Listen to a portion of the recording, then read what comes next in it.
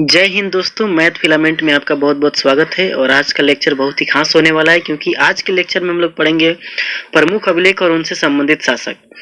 देखिए, ये टॉपिक बहुत ही इंपॉर्टेंट होता है हर एग्जाम के लिए, क्योंकि ये क्वेश्चन एसएससी, रेलवे इन्हीं तक मतलब सीमित नहीं है। चाहे वो यूपी पुलिस हो या कोई भी आप मतलब डिफेंस लाइन की तैयारी करते हैं, तो सब में ऐसे सवाल आपसे पूछे जाते हैं। और सबसे बड़ी तो मतलब विडंबना ये हो गई, हद तो तब हुई कि ऐसे सवाल बीपीएससी और स्टेट पीसीएस जैसे यूपी पीसीएस और बीपीएससी जैसे एग्जामों में भी मिलान करने के लिए दिए जाते हैं।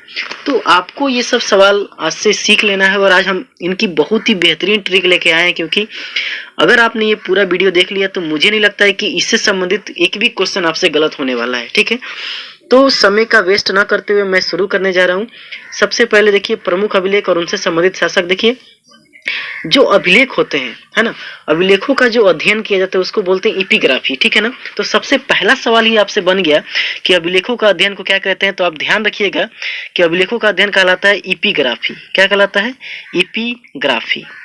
ठीक है, अब ये अभिलेख समय समय पर सभी शासकों ने अपने अपने अभिलेख खुदवाए, बनवाए, है ना। ऐसा क्यों किया? क्योंकि उनको दिखाना था कि इतिहास में हमने भी कुछ किया है। जैसे अशोक ने कितने अभिलेख का निर्माण कराया, ठीक है ना।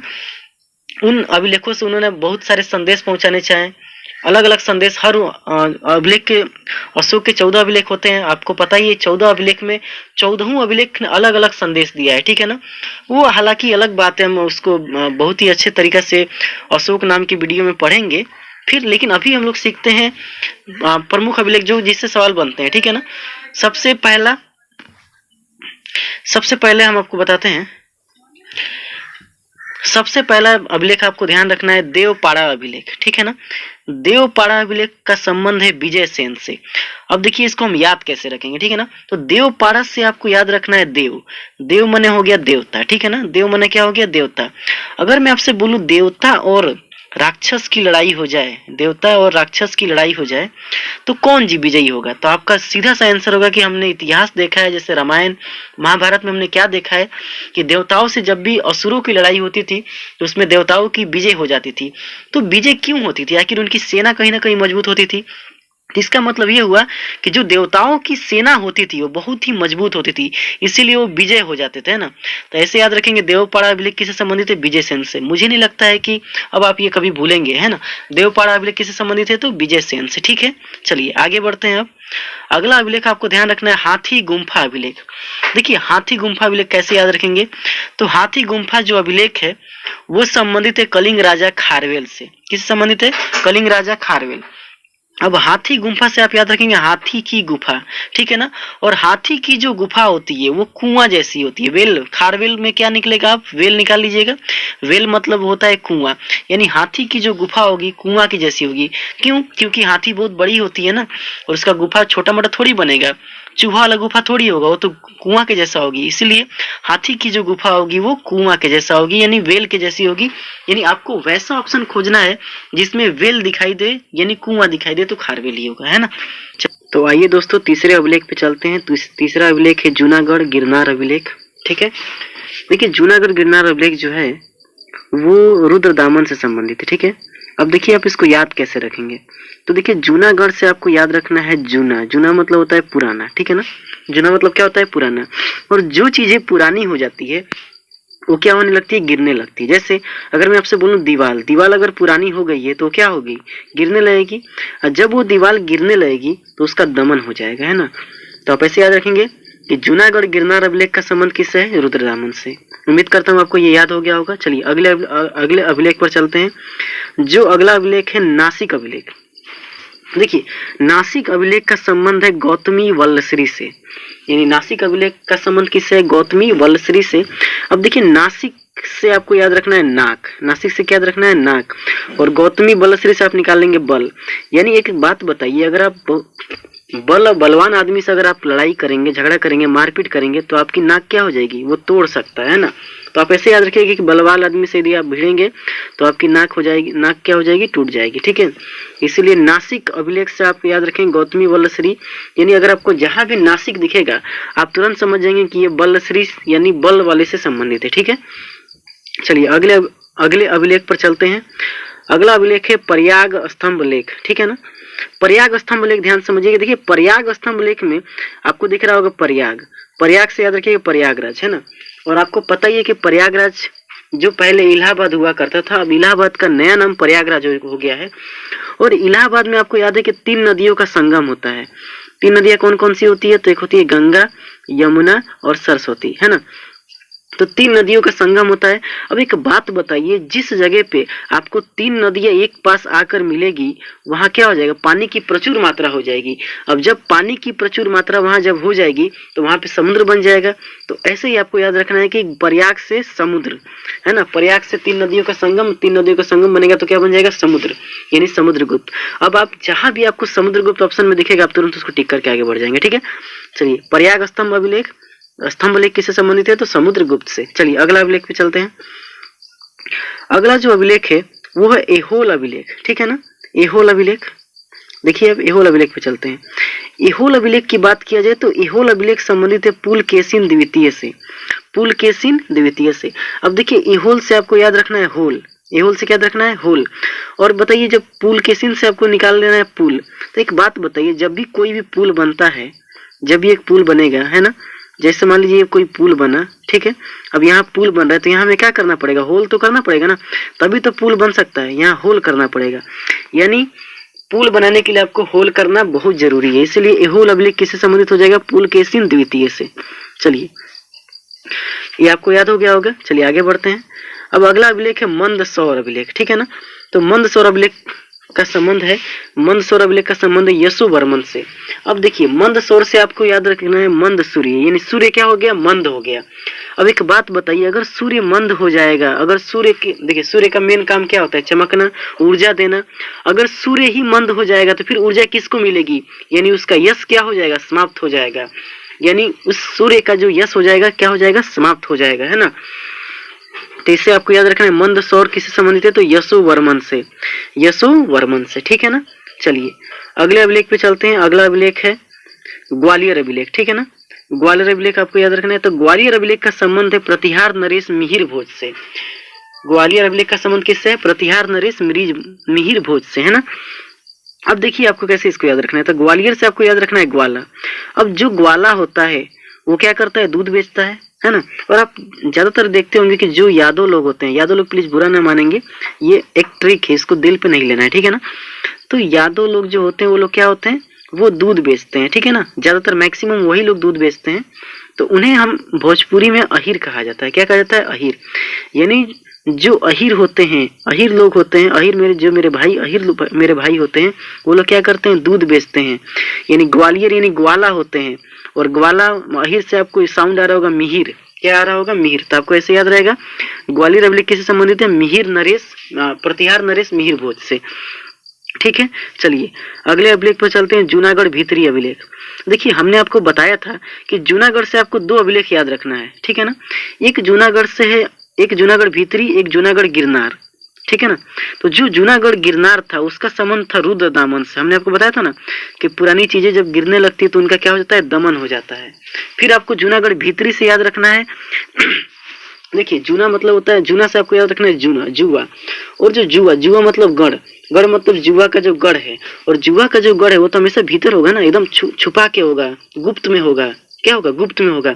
इससे आपको याद रखना स्कंद गुप्त। क्या होगा? स्कंद गुप्त। जुआ का जो होगा, अब देखिए आपको ऑप्शन में चंद्रगुप्त, समुद्रगुप्त ये सब भी दिया रहता है, तो आपको ध्यान रखना है स्कंद गुप्त पे आपको टिक करना है, ठीक है ना।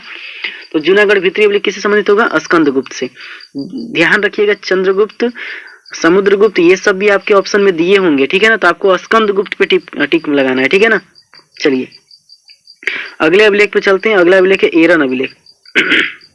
सॉरी, एरन अभिलेख। देखिए एरन अभिलेख का संबंध है भानुगुप्त से, ठीक है ना। अब देखिए एरन, एरन से आपको दिमाग में आ रहा है रन बना, रन बना, रन बना, यानी रन बना। देखिए रन कौन है जो हमेशा दौड़ते रहता है? तो सूर्य। भानु मतलब क्या रखना है? सूर्य। भानु मतलब क्या रहेगा? सूर्य। यानी जो सूर्य होता है वो क्या होता है? हमेशा दौड़ते रहता है ना, तो रन बनाते रहता है। ऐसे आप ट्रिक है, याद करते रहिए, सूर्य हमेशा रन करते रहता है। ये आपका ट्रिक हो गया। तो एरन अभिलेख कैसे संबंधित होगा? भानुगुप्त से। चलिए आगे बढ़ते हैं। अगला अभिलेख अपना है, अगला अभिलेख है मास्की अभिलेख, ठीक है ना। तो ये आपको थोड़ा सा ध्यान रखिएगा, मास्की अभिलेख। देखिए दो अभिलेख अशोक से संबंधित है जो अभी हम आपको बता देते हैं। एक पहला है मास्की अभिलेख जिसका संबंध है अशोक से, और एक है गुर्जरा अभिलेख। थोड़ा और उसको ऊपर ले जाते हैं तब आपको अच्छे से समझाते हैं, ठीक है। देखिए तो पहले अभिलेख की बात किया जाए तो पहला अभिलेख है मास्की अभिलेख जिसका संबंध है अशोक से, और गुर्जर अभिलेख जिसका संबंध है अशोक से, ठीक है ना। देखिए यही दो अभिलेख है जिसमें अशोक का नाम अशोक मिलता है, यानी अशोक ने इस अभिलेख में ये बताया है, तो अशोक ने इसमें बताया है कि उसका नाम क्या है, अशोक है, ठीक है ना। तो मास्की और गुर्जरा नामक दो अभिलेख में अशोक ने अपना नाम क्या बताया है, अशोक बताया है। पहला पॉइंट तो आपको ये याद रखना है। दूसरा देखिए मास्की से आपको याद रखना है मास्क। अब आपको पता है कि कोरोना का समय चल रहा है, अभी भी थोड़ा बहुत कोरोना है ही, तो कोरोना में यदि आप मास्क नहीं लगाएंगे तो आपको क्या हो सकता है, शोक में आना पड़ेगा, शोक व्यक्त करना पड़ेगा। क्यों? क्योंकि भाई कोरोना हो जाएगा, तो अगर कोरोना हो गया तो मौत भी हो सकती है हमारी, है ना। तो अगर हम मर गए तो शोक तो मनाना पड़ेगा ना। देखिए याद करने का ये बस केवल ट्रिक है, प्लीज इसको दिल पे नहीं लेना है। तो मास्की अभिलेख किससे संबंधित है, अशोक से। चलिए गुर्जरा अभिलेख, देखिए गुर्जरा से आपको याद रखना, गुजर गया कोई, अगर कोई गुजर जाता है तो हम क्या मनाते हैं, शोक मनाते हैं, तो आप ऐसे भी याद रख सकते हैं। चलिए नेक्स्ट आप देखते हैं। देखिए हमने आपको बताया ना कि मास्की जो अभिलेख है, मास्की अभिलेख में अशोक का नाम क्या मिलता है, अशोक मिलता है। देखिए अब आपसे अशोक मतलब कि अभिलेख से क्या क्या सवाल और भी बन सकते हैं वो हम आपको समझा देते हैं।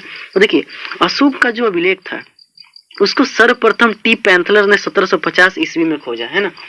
अशोक के अभिलेख को सर्वप्रथम टी पैंथलर नामक वैज्ञानिक या ऐसे कुछ वैज्ञानिक ने खोजा 1750 ईस्वी में।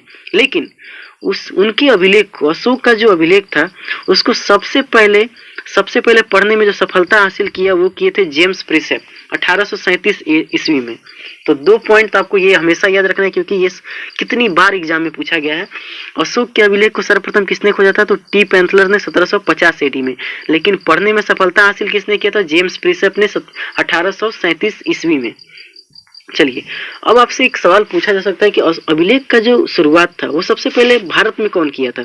तो अभिलेख का शुरुआत तो सबसे पहले भारत में किए थे अशोक ने। किसने किया था, अशोक ने। लेकिन अगर विश्व में पूछा जाए किसने किया था तो ईरान के एक राजा थे डेरियस। कौन थे वो, डेरियस। तो विश्व में अभिलेख आरंभ करने का श्रेय किसे जाता है, तो ईरान का राजा डेरियस को। लेकिन भारत में अभिलेख का आरंभ करने का श्रेय किसे जाता है, तो अशोक को। ये पॉइंट भी आप याद रखेंगे। चलिए आगे बढ़ते हैं।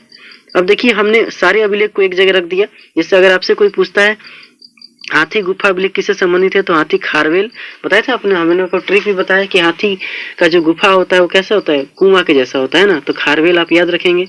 चलिए एरन अभिलेख भानुगुप्त, मास्की अभिलेख अशोक, और गुर्जरा अभिलेख अशोक। ये दोनों अभिलेख में अशोक का नाम क्या मिलता है, अशोक मिलता है, ठीक है। चलिए और आगे बढ़िए। अब देखिए अगला जो अभिलेख है जूनागढ़ अभिलेख। जूनागढ़ अभिलेख गिरनार, देखे ना, गिरनार यानी जब गिरने वाला से क्या होगा, दमन हो जाएगा, है ना। ये आप याद रखते हैं। भीतरी और जूनागढ़ देखिए स्कंदगुप्त। ग्वालियर अभिलेख राजा भोज, मिहिर राजा भोज, है ना। प्रयाग स्तंभ अभिलेख समुद्रगुप्त, ठीक है ना। प्रयाग स्तंभ अभिलेख किसने किया था, समुद्रगुप्त। और आइए मंदसौर अभिलेख, ठीक है ना। मंदसौर अभिलेख तो हमने आपको बताया था कि अगर सूर्य मंद हो जाएगा तो उसकी यश क्या हो जाएगी, समाप्त हो जाएगी, ठीक है। फिर एहोल अभिलेख पुलकेशिन द्वितीय। पुल बनाने के लिए हमें होल करना पड़ता है। नासिक अभिलेख अगर आप बलवान आदमी से भिड़ेंगे तो आपकी नाक क्या हो सकती है, टूट सकती है। देवपाड़ा अभिलेख देवताओं की सेना हमेशा क्या होती है, विजय होती है, ठीक है ना। तो यहाँ से हमने आपको अभिलेख के बारे में बताया। अब अभिलेख से कुछ महत्वपूर्ण तत्व हम आपको, कुछ महत्वपूर्ण पॉइंट जो हम आपको बता देते हैं, ठीक है ना। देखिए पहले पॉइंट की बात कीजिए तो पहला पॉइंट आप ध्यान रखेंगे कि सर्वप्रथम भारतवर्ष का जिक्र, यानी आपसे कोई पूछे कि सबसे पहले भारतवर्ष का जिक्र किस अभिलेख में मिलता है, तो आपको याद रखना है हाथी गुफा अभिलेख। किस अभिलेख में मिलता है, तो हाथी गुफा अभिलेख। अब देखिए इसको याद करने का ट्रिक भी हम आपको थोड़ा बहुत बता देते हैं। देखिए भारतवर्ष में आपको याद रखना है भार। अब वो कौन सा जानवर है जिसका भार सबसे ज्यादा होता है, तो आप ये ऐसे लगा देंगे हाथी, ठीक है ना। तो आप ऐसे भी याद रख सकते हैं, वैसे याद करने की जरूरत नहीं है, ऐसे ही आपको याद हो गया वो, ठीक है। एक और क्वेश्चन पूछा जाता है कि सती प्रथा का पहला लिखित साक्ष्य, यानी सती प्रथा का पहला लिखा हुआ साक्ष्य किस अभिलेख से प्राप्त होता है, तो एरन अभिलेख। याद रखिएगा एरन अभिलेख। अब इसको भी याद रखने का थोड़ा सा ट्रिक समझ लीजिए। सती प्रथा मतलब कि सती मतलब मर जाना, है ना। सपोज मान के चलिए मर जाना। अब कोई भी मर गया हो तो कैसे मर सकता है, वो रन में हो, युद्ध में हो, तभी तो मर सकता है। ये ट्रिक है, ऐसे आप ऐसे भी याद रख सकते हैं। हम आपको थोड़ा बहुत हिंट कर रहे हैं, और कोई बात नहीं, ठीक है ना। चलिए अब एक अगला जो पॉइंट है उसको ध्यान सुनिएगा। रेशम बुनकरों की श्रेणी की जानकारी किस अभिलेख में मिलती है? तो मंदसौर अभिलेख में मिलती है। रेशम बुनकर यानी रेशम जो बुनने वाले व्यक्तियों की एक श्रेणी की जानकारी कहाँ से मिलती है? तो मंदसौर अभिलेख से मिलती है। ठीक है, चलिए आगे बढ़ते हैं अब थोड़ा। ठीक है, चलिए अब ध्यान से देखिए। सर्वप्रथम सिक्कों पर लेख लिखने का कार्य यवन शासकों ने किया था, है ना। यानी वे कौन से शासक थे जिन्होंने सिक्कों पर अपने लेखों को लिखना शुरू किया? तो वो शासक थे यवन शासक। ठीक है, चलिए अब देखिए कश्मीरी नौपाषाणिक पुरास्थल बुर्ज होम, यहाँ से गर्तावास के साक्ष्य मिले हैं। अब देखिए नौपाषाण में एक स्थल है जिसका नाम है बुर्ज होम, वहां पे लोगों ने गड्ढों के अंदर अपना निवास स्थान बनाया था। तो आपको याद रखना है कश्मीर में एक स्थल प्राप्त हुआ है जिसका नाम है बुर्ज होम, जो एक नौपाषाण काल का स्थल है। वहां पे लोग गड्ढों में के अंदर गर्तावास के साक्ष्य मिले हैं। ठीक है ना। चलिए सर्वप्रथम दुर्भिक्ष की जानकारी 100 गोरा अभिलेख से मिलता है। अब देखिए दुर्भिक्ष क्या होता है? दुर्भिक्ष मतलब होता है अकाल। दुर्भिक्ष का मतलब क्या होता है? अकाल। यानी सबसे पहले अकाल की जो जानकारी थी वो कहाँ से मिला? हमें 100 गोरा अभिलेख से मिला है। ठीक है, चलिए और आगे बढ़ते हैं। चलिए ध्यान से देखिए अब मध्य भारत में भागवत धर्म को विकसित होने का प्रमाण यवन राजदूत हेलियोडोरस ने बेसन विदिशा नगर के गरुड़ स्तंभ से मिलती है। यानी मध्य भारत में भागवत धर्म को जो विकसित करने वाला जो अभिलेख है वो कौन अभिलेख है? गरुड़ स्तंभ, है ना। अब ये कौन से राजा थे? तो यवन राजा थे, है ना। यवन राजदूत थे ये हेलियोडोरस, जो बेसन नगर विदिशा के गरुड़ स्तंभ लेख में मिलती है। तो ये आपको याद रखना है। अगला पॉइंट आपको याद रखना है, सर्वप्रथम भारत में हूण आक्रमण, यानी सबसे पहले हूणों का आक्रमण की जानकारी हमें किस अभिलेख से मिलती है? तो भीतरी अभिलेख से, है ना। भीतरी अभिलेख से। तो आप याद रखिए जब हूण आक्रमण करेंगे तो हमें भीतर जाना पड़ेगा ना, ऐसे याद करिएगा। ठीक है ना। वैसे भारतीयों की आदत नहीं है कि वो युद्ध भूमि में कभी पीछे हटे। ठीक है ना, युद्ध में कभी भारतीय पीछे नहीं हटते हैं। ठीक है, चलिए और एक और बात हमने आपको शुरू में ही बता दी थी, अभिलेखों का जो अध्ययन होता है वो किसमें किया जाता है? एपिग्राफी में। अभिलेखों का अध्ययन किसमें किया जाता है? एपिग्राफी में। ठीक है, चलिए अगला अब थोड़ा सा हम आपसे कुछ सवाल पूछते हैं, आप उसका जवाब दीजिएगा। ठीक है, सबसे पहला सवाल हम आपसे पूछ रहे हैं कि किन राजाओं का पूरा इतिहास अभिलेखों के आधार पर है? तो आपको याद रखना है सातवाहन, है ना। सातवाहन जो राजा थे उनके सभी अभिलेख उनका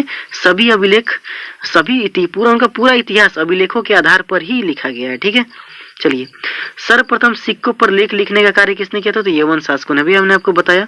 ठीक है, अभिलेखों का अध्ययन क्या कहलाता है? तो एपिग्राफी कहलाता है, अभी हमने आपको बताया। सर्वप्रथम भारतवर्ष का जिक्र, भारत आ गया ना, भार से कौन होगा? हाथी गुफा अभिलेख। ठीक है, चलिए और थोड़ा आगे बढ़ते हैं। चलिए अब ध्यान से देखिएगा, सर्वप्रथम दुर्भिक्ष यानी अकाल की जानकारी कहाँ मिली थी? 100 गोरा अभिलेख में। ठीक है ना। अब संकट काल में खाद्यान्न सुरक्षित करने का उल्लेख है, यानी संकट के समय जो भोजन को बचा के रखने का जो उल्लेख है वो किस अभिलेख में मिला है? तो आपको याद रखना है 100 गोरा अभिलेख में। ठीक है ना। चलिए सर्वप्रथम भारत में हूण आक्रमण किसमें इसकी जानकारी मिलती है? तो भीतरी अभिलेख में। ठीक है ना। सती प्रथा का पहला साक्ष्य किसे मिला है? एरन अभिलेख में। ठीक है ना। अभी हमने आपको ये सब सारे क्वेश्चन बताए, थोड़ा सा आपको रिवीजन करा रहे हैं। ठीक है ना। रेशम बुनकरों की श्रेणी कहाँ मिली थी? तो मंदसौर अभिलेख में, है ना। मंदसौर अभिलेख किस संबंधित है? आप ये बताइए। तो मंदसौर अभिलेख यानी सूर्य मंद हो जाएगा तो यशोवर्मन, है ना, यशोवर्मन, ये सब भूलिएगा मत। चलिए अब थोड़ा सा आपसे उल्टा पूछते हैं। हाथी गुफा अभिलेख, कलिंग राजा खारवेल, ठीक है ना। भीतरी जूनागढ़ भीतरी अभिलेख बताइए कौन सा होगा? स्कंदगुप्त, ठीक है ना। और आपको याद रखना एरन अभिलेख में कौन होगा? भानुगुप्त। मंदसौर अभिलेख में यशोवर्मन। तो मुझे नहीं लगता है कि अभिलेख से इससे बाहर आपसे कोई सवाल पूछा जा सकता है। जितनी भी सवाल बन सकते थे अभिलेख से संबंधित हमने आपको बताया। और ध्यान रखिएगा ऐसे क्वेश्चन ना ही वनडे एग्जाम में बल्कि पीसीएस के एग्जाम में भी पूछे जाते हैं। उसमें मैच द फॉलोइंग यानी मिलान करने के लिए दिए जाते हैं। इसीलिए आपको 1 2 3 कुछ भी 1 2 ही याद रहे तो आप उसमें मिलान करने में बिल्कुल सक्षम हो जाएंगे और थोड़ा सा एलिमिनेशन टेक्निक का भी प्रयोग कर सकते हैं, ठीक है ना। तो यहाँ से आज हमने आपको बताया कि अभिलेखों का पूरी कहानी, अभिलेख की शुरुआत क्या होती और अभिलेख कौन कौन से अभिलेख होते हैं। इससे बाहर आपसे कोई सवाल नहीं पूछा जाएगा, बस आप इतने पॉइंट को अपने दिमाग में बैठा लें, ठीक है ना। हमने आपको पूरा शुरू से बताया अभिलेखों के बारे में, पूरा हमने आपको जानकारी दिया, ठीक है ना। अब आपको अगर इसमें कोई भी डाउट है, अगर आपसे कोई भी क्वेश्चन आप पूछना चाहते हैं तो हमारे चैनल पे आप कमेंट करें। इसके नीचे हमारे चैनल का नाम है मैथ फिलामेंट्स, है ना। इस पे हम लोग बहुत ही अच्छे अच्छे वीडियो आपको अपलोड करते हैं जीके जीएस से रिलेटेड। और यही नहीं, यहाँ तक हमने एक हमारा एक सीरीज चलता है topic wise static GK and GS, उसमें हम लोग आपको टॉपिक वाइज स्टैटिक जीके का स्टडी कराते हैं। यहाँ पे उसी के अंदर हमने आपको अभिलेख पढ़ाया है, ठीक है ना। और आगे भी बहुत ही अच्छे अच्छे वीडियो हम आपको अपलोड कराएंगे, ठीक है। तो उम्मीद करते हैं आपको ये वीडियो अच्छा लगा होगा। तो अच्छा लगा तो बिल्कुल आप लोग इसको शेयर करें, लाइक करें और सभी लोगों तक पहुंचाएं, ठीक है ना। मिलेंगे अगले क्लास में एक बेहतर कंटेंट के साथ, तब तक के लिए जय हिंद।